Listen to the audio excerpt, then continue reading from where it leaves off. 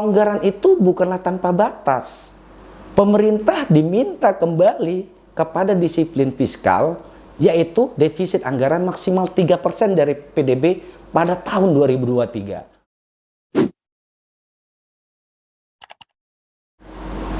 Hari baik dan berkah bagi kita semua. Senang masih bisa ketemu lagi di kanal Ekonom Receh ini. Sekarang sudah memasuki episode ke-6 ya. Ya, terima kasih nih dukungan seluruh teman-teman yang subscribe, yang mau melihat dan men-share video-video kami. Harapan kami sih bisa memberi pencerahan dan bermanfaat lah bagi teman-teman. Nah, sesuai janji kami, pada episode ini mungkin, atau bukan mungkin ya, memang sudah kita tetapkan, kami akan coba bahas tema fiscal rules. Apa sih fiscal rules itu? Ini salah satu terminologi yang sering dipakai dalam kebijakan fiskal dan APBN, yaitu sebuah aturan dalam kebijakan fiskal yang memberi batasan bisa gini ya, bagi pengelola fiskal. Tujuannya sih agar terdapat disiplin fiskal dalam kebijakan anggaran dan pemanfaatan utang. Jadi pengelola fiskal itu nggak bisa sembarangan gitu mengelola fiskalnya. Besaran anggarannya, mau belanja negara mau seberapa, utang mau seberapa, nggak bisa. Seperti yang dituduhkan banyak pihak lah ya, ugal-ugalan. Tidak, ada aturan yang mengaturnya, dan sejauh ini pemerintah sangat disiplin di hal tersebut. Nah, kalau kita lihat dalam penerapannya, fiscal rules itu dapat kita kategorikan menjadi 4 jenis. Yang pertama itu sebuah aturan terhadap batas maksimal utang yang diizinkan. Kedua, batas maksimal defisit anggaran yang diperkenankan. Yang ketiga, batasan terhadap jenis belanja tertentu yang dapat dialokasikan. Dan terakhir, yang keempat adalah batasan, baik batas atas maupun batas bawah dari penerimaan negara yang bisa dikolek atau dikumpulkan oleh pemerintah dari masyarakat. Lalu pertanyaannya, bagaimana dengan fiscal rules di Indonesia? Nah, kalau kita lihat, hal ini diatur dalam Undang-Undang Keuangan Negara. Masih ingat kan episode sebelumnya, Undang-Undang Keuangan Negara, reformasi kita. Nah, khususnya pada bagian penjelasan pasal 12 ayat 3, di mana defisit anggaran itu dibatasi maksimal 3% dari PDB. Dan jumlah utang dibatasi maksimal 60% dari PDB. Nah, angka ini kan juga nggak ujuk-ujuk datang. Ini tentu melalui pengkajian, apalagi ini kan ditetapkan dalam undang-undang. Artinya sudah hasil kesepakatan bersama antara pemerintah dan DPR, di mana di situ terlibat banyak akademisi, peneliti, pakar untuk membahas hingga sampailah kesepakatan pada angka ini. Karena juga seperti teman-teman pahami, sebuah undang-undang itu harus ada naskah akademiknya. Jadi memang angka ini tidak by feeling gitu atau intuisi, tapi ada penetapannya, perhitungannya, kajiannya itu ada.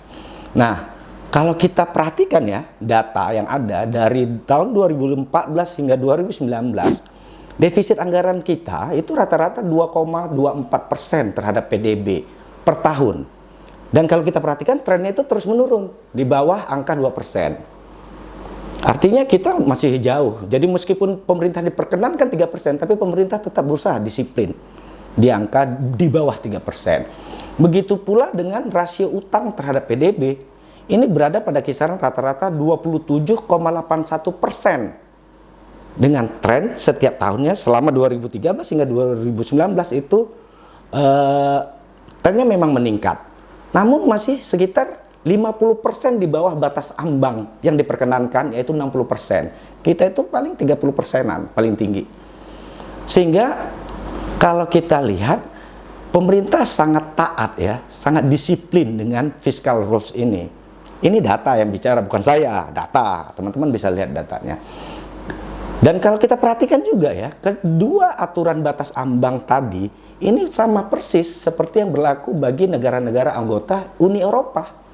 Kita kenal di Uni Eropa itu namanya The Stability and Growth Pact atau SGP, yang mengatur fiscal rules bagi negara-negara anggota Uni Eropa.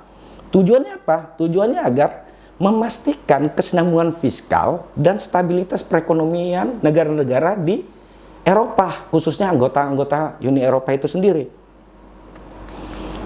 Nah, dalam konteks Indonesia, ini sekali lagi saya kasih stressing dalam konteks Indonesia, pada tahun 2020 kemarin memang fiscal rules ini direlaksasi.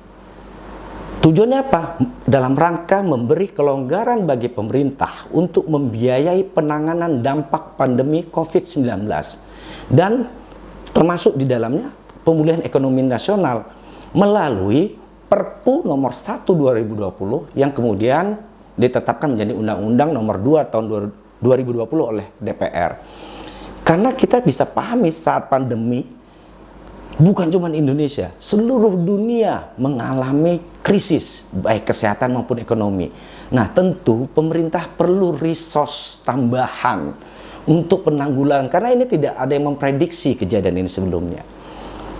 Tapi yang perlu kita pastikan dan perhatikan di sini, kelonggaran itu bukanlah tanpa batas. Pemerintah diminta kembali kepada disiplin fiskal, yaitu defisit anggaran maksimal 3% dari PDB pada tahun 2023, tahun depan. Jadi undang-undang ini mengamanatkan tersebut. Jadi pemerintah diberi batas waktu untuk menggunakan defisit fiskal yang di atas 3%. Tahun depan kita harus sudah kembali ke 3%. Nah, artinya apa? Artinya tahun ini, 2022 ini merupakan waktu terakhir bagi pemerintah untuk melakukan konsolidasi fiskal sehingga tahun depan dapat memenuhi amanat undang-undang tersebut. Ini bukan pekerjaan mudah, teman-teman. Tantangan sangat tinggi. Kita bisa lihat bahwa saat ini pandemi juga belum benar-benar berakhir. Virus itu masih berkembang, bahkan ada varian-varian baru katanya ditemukan di beberapa negara, di Inggris kalau saya nggak salah dengar. Kemudian di Asia Tenggara, di Thailand kalau nggak salah ya, saya baca di media.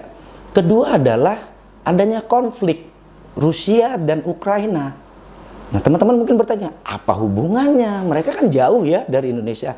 Begini, sekarang perekonomian itu sudah semakin borderless, artinya ketika terjadi sesuatu di sebuah negara, apalagi negara sebesar Rusia yang punya pengaruh terhadap Eropa, karena Rusia pemasok utama gas, energi di Eropa. Teman-teman tahu Eropa itu ada musim dinginnya. Nah, tentu ini akan mengganggu perekonomian kawasan di Eropa.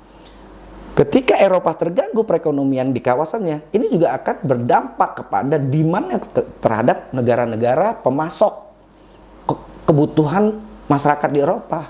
Salah satunya Indonesia.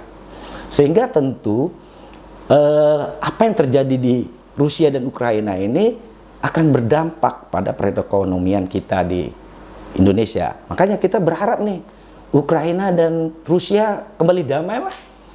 Dunia ini lebih damai lagi, lebih tenang, sehingga semua kita bisa mulai kembali bangkit dari pandemi COVID-19 tadi. Seperti tema G20 di mana Indonesia menjadi presidensinya saat ini, yaitu bagaimana kita bisa pulih bersama-sama dan menjadi kuat bersama-sama pula. Oke, saya pikir sekian sharing singkat hari ini. Semoga harapannya teman-teman terus mendukung kami dan kita dapat ketemu pada episode berikutnya. Kami rencanakan kita akan membahas asumsi-asumsi apa saja sih yang digunakan dalam menyusun APBN setiap tahunnya. Nah, jangan lupa subscribe kanal ini agar tidak ketinggalan saat video tersebut dirilis. Dukung terus kanal ini agar tetap berkarya, karena sejatinya cita-cita sebuah karya adalah kebermanfaatan. Salam Indonesia berkualitas, berkelas, dan berjaya.